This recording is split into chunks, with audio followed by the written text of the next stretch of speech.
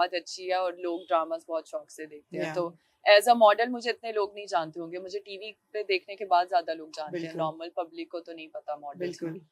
तो हाँ, ये प्रॉब्लम हुई मेरे साथ। सो अभी आपको जो मैं समझ रही हूँ वो ये है कि अब आपको इंटरनेशनल ऑफर्स हो रही हैं जी मॉडलिंग के लिए।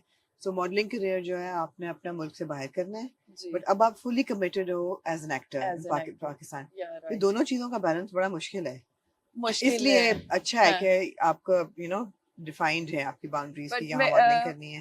मैं जो सोचती हूँ ना वो मैं कर लेती हूँ कि हाँ, मैंने ये करना है तो मैं कर लूंगी। अब मिस ग्रैंड मुझे पता है कि मैंने कैसे मैनेज किया था, बहुत मुश्किल था, और एक पूरा मंथ और उनके तो मुझे शूट्स। बताओ, हम्म जिनको नहीं पता मिस ग्रैंड क्या है। मिस यूनिवर्स से हम वाकिफ हैं, मिस वर्ल्ड से हम्म वाकिफ हैं, और भी कई पेजेंट्स दुनिया में शुरू हम्म। हो गए हैं। मिस ग्रैंड की क्या कोर क्या है?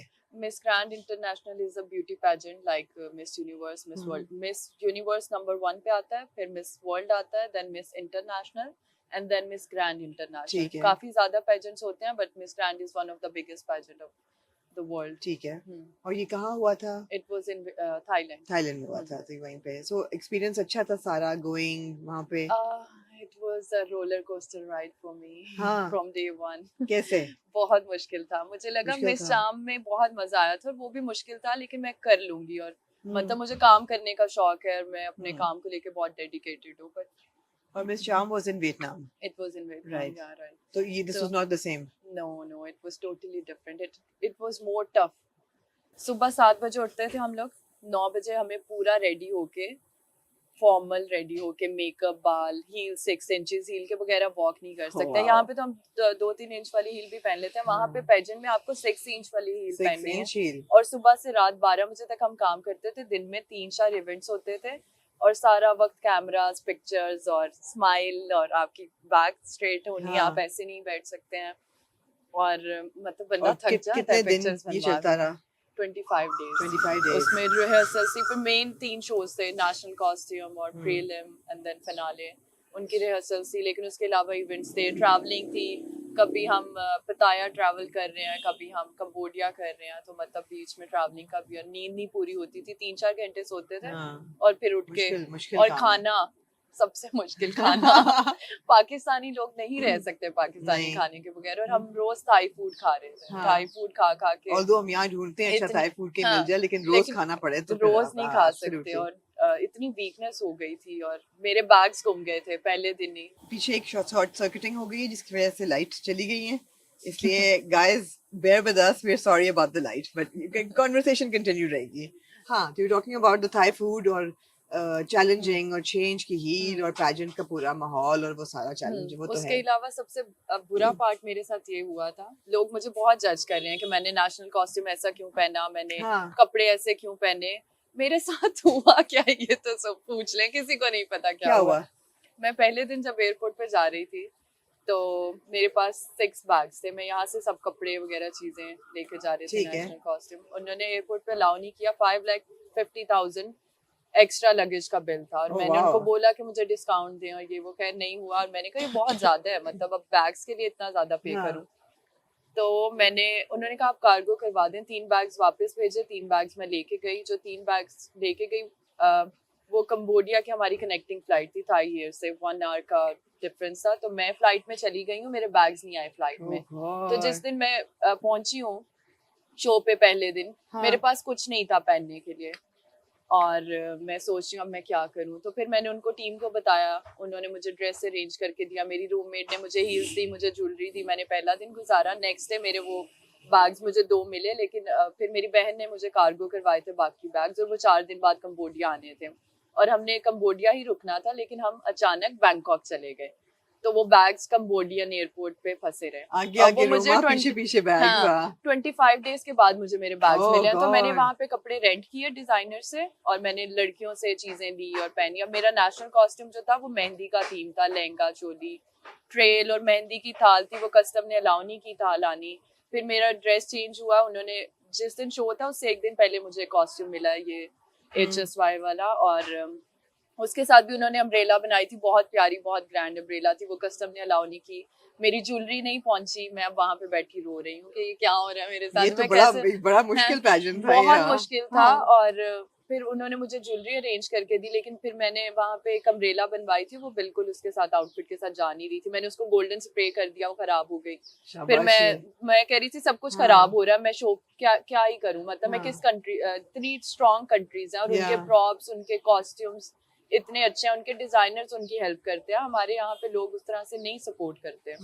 तो मैंने सोचा कि मुझे आना ही नहीं चाहिए था, और शायद अब मैं शो नहीं कर पाऊंगी, और मैं खाली लहंगा चोली पहन के स्टेज पे क्या ही करूं जाके। तो मैं रो रही थी बैठी बैक स्टेज, कह रही मेरी फैमिली ने, मेरी सिस्टर्स ने मुझे मोटिवेट किया कि नहीं तुम यहाँ तक आई हो, अब करो, लास्ट डेज हैं, एटलीस्ट अब शो तो करो। फिर मैंने उस पर परफॉर्म कर लिया डांस वाला। फिर जो प्रीलिम था उसमें भी इवनिंग गाउन जो मेरा था वो बहुत अच्छा डिजाइनर ने यहाँ हमारे बना के दिया था, लेकिन फिर मैंने किस वाले की बात करें, ब्लू जो था, ब्लू सिल्वर सा था, पर्पल, पर वो मैंने वहां के डिजाइनर से लिया था, क्योंकि जो यहाँ वाला था वो नहीं, वो मेरे बैग्स में था ना, वो पहुंचा ही नहीं। फिर वो मैंने फिनाले वाले लास्ट डे पहना था, लेकिन सब कुछ जो सोचा था वैसा बिल्कुल कुछ नहीं हुआ। काफी मुश्किल ये लग रहा है, पूरी बहुत मुश्किल था, और मैंने सोचा अब आइंदा के बाद में किसी पेजेंट में पार्टिसिपेट नहीं करूंगी। काफी हो गया। लेकिन जो पर्पस था, क्या वो मतलब एक मॉडल के ज़हन में क्या होता है, पैजेंट क्या रिकग्निशन इंटरनेशनल है ना, यही होता है ना, इंटरनेशनल प्लेटफॉर्म पे पार्टिसिपेट करना ही बहुत बड़ी बात है। हाँ 75 कंटेस्टेंट थी टोटल, 75 कंट्रीज, और मतलब बहुत स्ट्रॉन्ग होते हैं। और वहाँ के दूसरी कंट्रीज में कॉन्सेप्ट है पेजेंट का, वहाँ पे नेशनली पेजेंट होता है पहले, और फिर आप इंटरनेशनली, वहाँ पे जो विनर होती है नेशनली वो इंटरनेशनल जाती है। यहाँ पे कॉन्सेप्ट नहीं है। तो लेकिन मुझे इंटरनेशनली कुछ करने का शौक है कि मैं इंटरनेशनली कुछ प्लेटफॉर्म पे जाऊं, मैं पेरिस फैशन वीक करूं, ये वो। तो मुझे पता था कि मैं इसके बाद मुझे अपॉर्चुनिटीज मिलेंगी, और मिली और मुझे बहुत अच्छी अपॉर्चुनिटीज मिल रही हैं। मतलब तो मैं ऑफर्स आ रही हैं मॉडलिंग वगैरह की, तो इंशाल्लाह कुछ अच्छा जरूर करूंगी। अच्छा जरूर करोगी। तो ठीक है, आई मीन हो गया, नाम बन गया, सही है, बहुत अच्छा है। और साथ साथ इक्तदार, दोनों चीजों का है कि एक दूसरे के ऊपर हावी थे। कभी कभी हम पैजेंट की पिक्चर देखते, कभी इक्तदार, दोनों चीजें वायरल हो रही हैं। लोग भी कंफ्यूज हो रहे हैं, अमल है ये इक्तदार वाली अमल है। एग्जैक्टली। तो इक्तदार कैसे मिला? बिकॉज़ अब इक्तदार बहुत बड़ा हो गया एकदम, it's doing very well.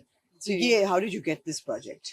Okay, so I've done a last project with Fahim Burney, वो ग्रीन के लिए था। तो इस प्रोजेक्ट के लिए भी उन्होंने ही मुझे रिकमेंड किया था।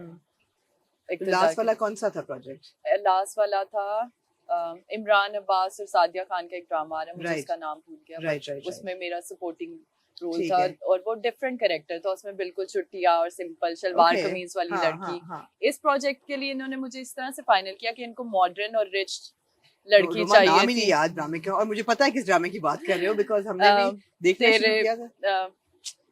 I can't remember. टीजर्स बड़े थे, लाल साड़ी पहन के सादिया जो है वो, एग्जैक्टली यही वाला ड्रामा। मुझे नाम भूल गया। मुझे कोई ब्लेम नहीं कर सकता कि आमना आपको नाम नहीं पता, रोमा को खुद नहीं अपने ड्रामे का नाम पता। बिल्कुल सही है, ठीक है। मुझे इक्तदार का नाम याद है। इक्तदार में मुझे ऐसे मिला कि इनको लुक्स ऐसी चाहिए थी कि लड़की बहुत प्यारी और रिच फैमिली से, और कपड़े बहुत अच्छे पहन रही है, मॉडर्न। तो उनको लगा कि मैं उस कैरेक्टर में अच्छी लगूंगी। बिल्कुल सही है, इस तरह से लग रही हो बहुत अच्छी। Exactly, thank you, absolutely.